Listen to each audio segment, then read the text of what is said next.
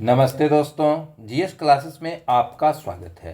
आज हम लोग सहायक लोक स्वच्छता एवं अवशिष्ट प्रबंधन पदाधिकारी के लिए मॉडल सेट संख्या 17 पर चर्चा करेंगे।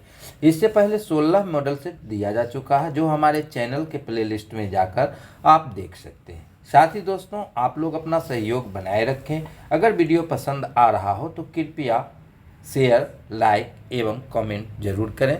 तो देखते हैं मॉडल सेट संख्या 17 के प्रश्न को। पहला प्रश्न है, भूमिगत जल को दूषित करने वाले अजैविक प्रदूषक हैं। ए में है बैक्टीरिया, बी में है शैवाल, सी में है आर्सेनिक और डी में है विषाणु।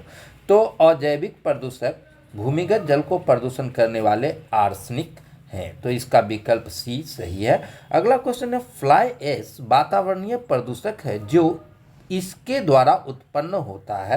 ए में है थर्मल पावर प्लांट, बी में है आटा मिल, सी में है उर्वरक संयंत्र और डी में है सीमेंट उद्योग। तो फ्लाई ऐश वातावरणीय प्रदूषक उत्पन्न होता है, यह थर्मल पावर प्लांट से उत्पन्न होता है, अर्थात कोयला के जलाने से यह उत्पन्न होता है। अगला क्वेश्चन है, ब्राउन एयर्स शब्द का प्रयोग किसके लिए प्रयोग किया जाता है। ए है अम्लीय धुआं, बी है प्रकाश रासायनिक धुआं, सी है औद्योगिक धुआं और डी है सल्फर धुआं। तो इसका आंसर हो जाएगा प्रकाश रासायनिक धुआं, यानी कि 3 का बी आंसर सही है। अगला क्वेश्चन है, वैश्विक तापन के फलस्वरूप हो सकता है। ए समुद्र तल में वृद्धि, बी फसल के स्वरूप में परिवर्तन, सी तट रेखा में परिवर्तन और डी उपर्युक्त सभी। तो इसका आंसर उपर्युक्त सभी हो जाएगा। इसमें कुछ क्वेश्चन डाल रहे हैं जो आपको फर्स्ट पेपर में भी आ सकता है, यानी कि पर्यावरण से संबंधित बहुत सारे क्वेश्चन फर्स्ट पेपर में भी आ सकते हैं और साइंस में भी फर्स्ट पेपर में आ सकते हैं। तो यह दोनों के लिए आपको ये फर्स्ट पेपर और सेकंड पेपर दोनों के लिए उपयोगी होगा। अगला क्वेश्चन है, राष्ट्रीय पर्यावरण अभियांत्रिकी संस्थान कहाँ स्थित है। यह नागपुर में है, तो इसका आंसर ए सही है। अगला क्वेश्चन है, ऊर्जा के किस रूप में प्रदूषण की समस्या नहीं होती। ए में है कोयला, बी में है परमाणु, सी में है पेट्रोल और डी में है सौर ऊर्जा। तो सौर ऊर्जा में जो है प्रदूषण की समस्या लगभग नहीं के बराबर है। अगला क्वेश्चन है, निम्नलिखित में से कौन सा एक जल जनित रोग है। ए में है मधुमेह, बी में है हैजा, सी में है चेचक और डी में है कैंसर। तो हैजा रोग जो है वह जल जनित रोग है। अगला क्वेश्चन है, किसी भी तकनीक का चयन करते समय निम्नलिखित बातों पर विचार नहीं किया जाना चाहिए। ए में है स्वास्थ्य, बी में है सामाजिक सांस्कृतिक पहलू, सी में है तकनीकी कार्य और डी में है उपर्युक्त में से कोई नहीं। तो इसका सही आंसर होगा उपर्युक्त में से कोई नहीं, यानी कि किसी भी तकनीक का चयन करते समय इन सारे बातों पर विचार किया जाना चाहिए। अगला क्वेश्चन है, बिहार के कितने जिलों में यूरेनियम भूजल दूषित पाया गया है। तो यह 10 जिलों में जो है सो यूरेनियम से भूजल दूषित पाया गया है। अगला क्वेश्चन है, निम्नलिखित में से कौन सा सक्रिय कीचड़ बैक्टीरिया की श्रेणी में आता है। ए में है स्ट्रेप्टोकोकस, बी में है स्यूडोमोनास, सी में है एस्वेरेचिया और डी में है उपयुक्त सभी। तो इसका आंसर हो जाएगा उपरोक्त सभी। अगला क्वेश्चन है, जल प्रदूषण के स्रोतों के संदर्भ में निम्नलिखित में से कौन सा से सही है। ए में है घरेलू स्रोत, बी में है कृषि स्रोत, सी में है औद्योगिक स्रोत और डी में है उपर्युक्त सभी। तो जल प्रदूषण के लिए ये सभी कारक जिम्मेदार हैं, तो इसका आंसर हो जाएगा उपर्युक्त सभी। अब हम लोग अगले क्वेश्चन को देखते हैं। अगला क्वेश्चन है आपका, पर्यावरणीय जोखिम मूल्यांकन निम्नलिखित में से किस पर विचार किया जा सकता है। ए है एक्सपोजर अवधि, बी है एक जहरीले पदार्थ की शक्ति, सी में है मॉडल की गुणवत्ता और डी में है उपरोक्त सभी। तो पर्यावरण जोखिम मूल्यांकन के लिए ये सभी जरूरी है, यानी कि इन सभी पर विचार किया जाना जरूरी है। तो इसका आंसर हो जाएगा उपरोक्त सभी। अगला क्वेश्चन है, निम्नलिखित में से कौन पीले कवक संक्रमण के कारण है? ए में है खराब स्वच्छता, बी में है नमी और गर्मी, सी में है दूषित भोजन और डी में है उपरोक्त सभी। तो इसका भी आंसर हो जाएगा उपरोक्त सभी, यानी कि पीले कवक संक्रमण के लिए ये सभी सही है। अगला क्वेश्चन है तरल अपशिष्ट प्रबंधन के लिए तकनीकी विकल्प चयनित प्रौद्योगिकी होनी चाहिए।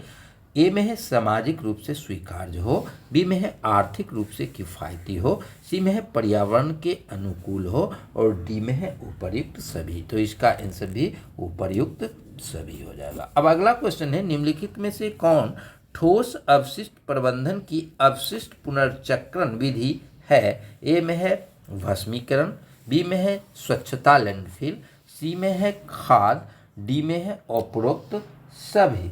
तो इसमें खाद।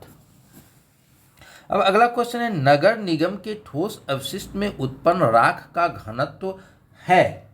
तो राख का घनत्व जो होता है वह 700 केजी मीटर क्यूब होता है, 700 केजी प्रति मीटर क्यूब। अगला क्वेश्चन है पर्यावरण प्रबंधन की सहायता के लिए डिजाइन किए गए हैं। इसमें है NEPM, बी में है NPEM, सी में है NEOP और डी में है NOPF। तो इसका आंसर हो जाएगा आपका NEPM। अब अगला क्वेश्चन है निम्नलिखित में से कौन सा अवांछनीय और अवशिष्ट पदार्थ न तो गैस है और न ही तरल है? तो इसका आंसर होगा आपका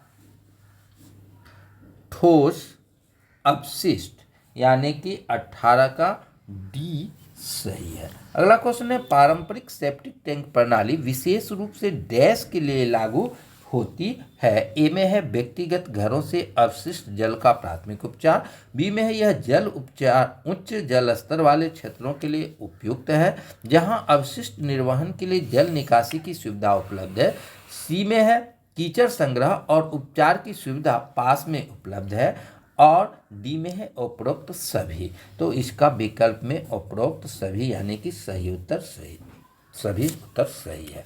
अगला क्वेश्चन है शौचालय अपशिष्ट जल के उपचार के लिए भारत के किस संगठन द्वारा बायो टैंक सिस्टम विकसित किया गया है? ए में है सुलभ शौचालय, बी में है DRDO, सी में है फिक्की और डी में है उपरोक्त में से कोई नहीं। तो यह DRDO के द्वारा जो है ये सिस्टम विकसित किया गया, जिसका आंसर हो जाएगा 20 का बी। अगला क्वेश्चन है रीड वेड सिस्टम किस प्रकार के अपशिष्ट जल के उपचार के लिए उपयोगी है? तो यह घरेलू अपशिष्ट जल के लिए उपयोगी है, तो इसका आंसर हो जाएगा 21 का सी। अब हम लोग अगले क्वेश्चन को देखते हैं। अगला क्वेश्चन है भारत के संविधान में पर्यावरण के संरक्षण और सुधार और वन्य जीवों की सुरक्षा पर जोर दिया गया किस अनुच्छेद में? तो इसका आंसर हो जाएगा 48 का ए, यानी कि 22 का बी सही है।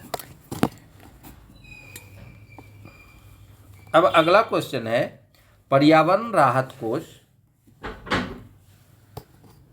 कोष के प्रावधान के तहत क्या अब स्थापित किया गया? वन संरक्षण अधिनियम 1980, पर्यावरण संरक्षण अधिनियम 1986, सार्वजनिक देयता बीमा अधिनियम 1991 और डी में है इनमें से कोई नहीं। तो इसका आंसर हो जाएगा सार्वजनिक देयता बीमा अधिनियम 1991, यानी कि 23 का सी। 24 का है जलवायु परिवर्तन के कारण है ग्रीन हाउस गैसें, ओजोन परत का क्षरण, प्रदूषण और डी में है उपर्युक्त सभी। तो जलवायु परिवर्तन के कारण इनमें से सभी है। अब अगला क्वेश्चन है किस प्रजाति को विलुप्त माना जा सकता है जब वह अपने प्राकृतिक आवास में देखी नहीं गई हो? ए में है 15 वर्ष से, बी में है 25 वर्ष से, सी में है 40 वर्ष से और डी में है 50 वर्ष से। तो अगर 50 वर्ष से कोई जीव नहीं देखा गया हो तो उस प्रजाति को विलुप्त की श्रेणी में माना जाता है, जिसका आंसर हो जाएगा डी। तो ये था आज का